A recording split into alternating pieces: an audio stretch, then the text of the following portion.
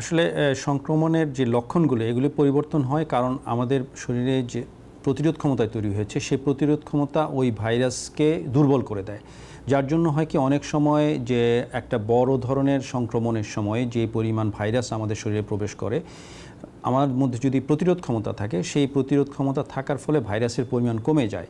এটা একটা বড় কারণ। যদি ভাইরাল লোড কমে যায় তাহলে আমাদের লক্ষণগুলির প্রকাশের পরিমাণটা কমে যাবে, এটা একটা হতে পারে। আরেকটা হচ্ছে যে ওই ভেরিয়েন্টগুলোর নিজস্ব কিছু কিছু অক্ষমতার জন্য বা সক্ষমতার জন্য এই লক্ষণগুলির মধ্যে পরিবর্তন আসতে পারে।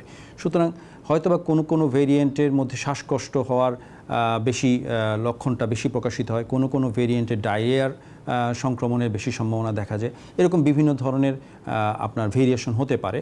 তবে সামগ্রিকভাবে একটা 2000 সালে বা 2020 সালে বা 2021 সালে যেরকম সংক্রমণের ফলে যেরকম আপনার তীব্রতা দেখা গিয়েছিল, এখনকার যে সংক্রমণগুলি হচ্ছে সেখানে কিন্তু সেরকম তীব্রতা দেখা যাচ্ছে না। কিছু কিছু হয়তোবা লক্ষণের অথবা অনুপস্থিতিও থাকতে পারে।